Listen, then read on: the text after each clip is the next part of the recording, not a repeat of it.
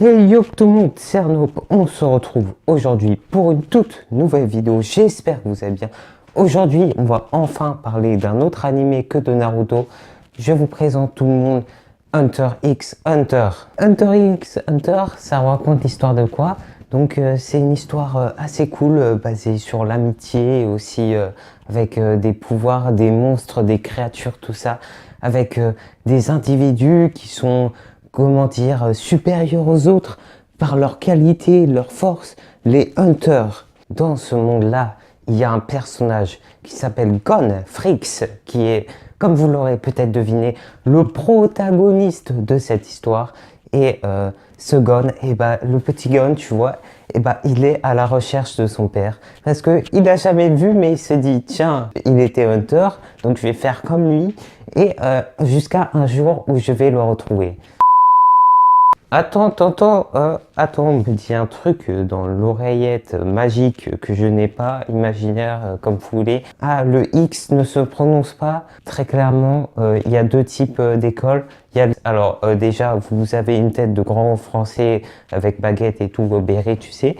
Et d'un autre côté, tu as les Anglais et tout, les Américains. Hunter, Hunter, yes, I know that. Les OJ qui veulent se donner un style en mode ouais, mais de toute façon, le X, il se prononce pas.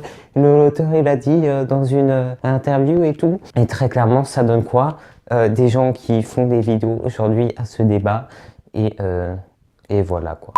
Donc, si on en revient à notre histoire, Gon, déjà, il a un style physique particulier. Je me suis dit, est-ce que ça va me déranger pendant tout ce temps de le regarder avec ses cheveux en arrière tapissés comme ça? C'est particulier, mais c'est manga, on a le droit de tout faire, style vestimentaire, vert et tout, avec bien sûr une arme qui n'est pas piquée des hannetons, on peut le dire, une canne à pêche. Frère, à part dans Minecraft, je veux bien l'accepter, mais là, qu'est-ce que tu... Et en plus, j'ai cru que ce genre de truc, il allait utiliser genre tout le temps, mais...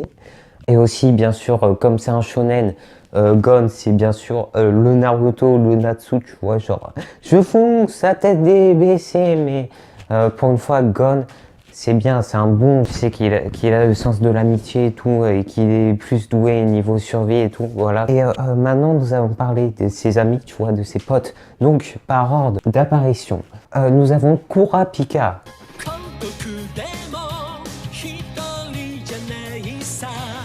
Kurapika, c'est un gars, il courra, puis il piqua.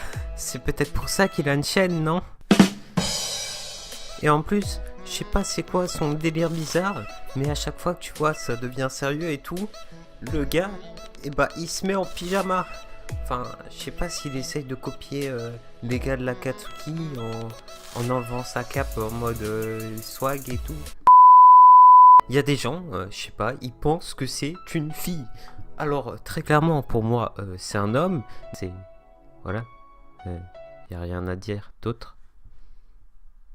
Et après, ces gens d'internet, tu sais qu'ils sont un peu bizarres. Donc, en plus de ça, le gars, il chasse les membres d'une brigade fantôme qui ont volé les yeux de son clan, qui ont tout détruit. Et ses yeux sont d'une couleur rouge et tout, donc il veut se venger.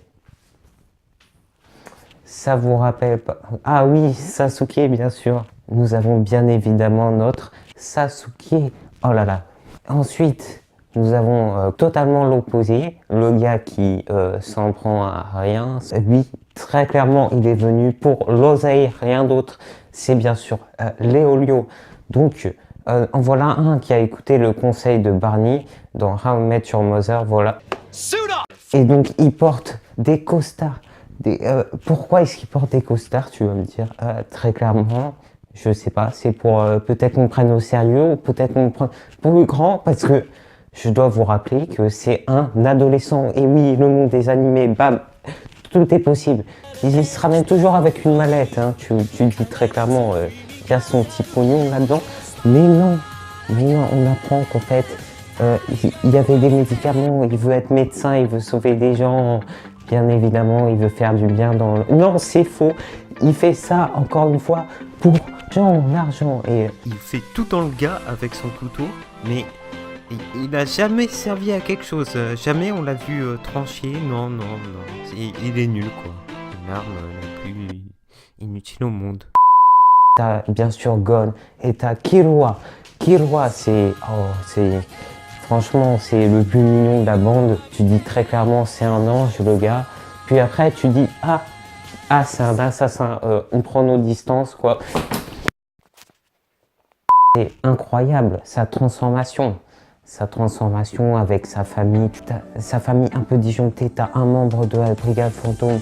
T'as un autre qui travaille avec un psychopathe et tout. Et le gars, il est là, il te sort des trucs formidables, des pouvoirs. Franchement, c'est l'amitié aussi, le pouvoir de l'amitié, comme ils sont amis et tout. Surtout dans les pires des moments, quand ça va mal et tout. Bon, après, c'est bien beau d'avoir tous ces héros, mais bien sûr, il faut des méchants. Parlons un peu des méchants. Donc, on va pas tous les faire. Par exemple, on va pas parler de la momie, de l'Iputu, mais par contre, on va parler d'Hisoka. On commence par Hisoka. Le gars, on sait pas c'est quoi son délire. Déjà, il arrive, il fait des tours de cartes et tout, et on dirait que c'est un mauvais cosplay du Joker. En parlant tenue, je sais pas si vous avez remarqué, mais lors de chaque arc, le gars, il peut pas s'empêcher de changer de tenue et de maquillage. C'est vraiment... Quand tu vois le tout nu, après, c'est une autre histoire, tu vois. Nous passons à... bien sûr, l'opposé, nous avons...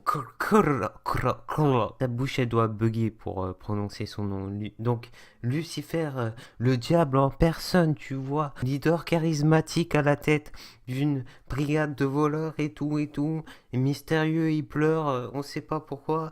Et il est puissant, très clairement. Donc ça, c'était chef. Après, on va parler du sous-chef, Phaeton. Phaeton, déjà, c'est un nom qui claque, tu vois. Mais avec sa façon de s'habiller, tu vois, on dirait un mec de Tess, un mélange de mec de Tess, de Mary Poppins noir. On sait pas vraiment ce que c'est son délire, mais le gars, t'as pas intérêt à l'énerver, un petit conseil. Enfin, le meilleur vilain de tous les temps. Non, ce n'est pas Meruem. Non, ce n'est pas, je sais pas qui vous voulez, mais non, c'est Tompa, le gars. Il est là pour mettre des bâtons dans les roues. Il a le naine du chômage ou de la heste, si tu vois ce que je veux dire. Et après, qu'est-ce que c'est une histoire sans meuf? Mais je les cherche, mais il y en a pas. Où sont les meufs? La meuf à Kurapika. Biscuit, tu dis qu'elle est importante. Déjà avec un nom, mais Mais par contre, il y en a une qui dépasse toutes les autres, tu vois. Mais elle représente toutes les meufs à elle. C'est Matib. Oh là là, qu'est-ce qu'elle est bon. Dommage qu'elle soit pas très gentille, hein. Après, c'est vrai, hein.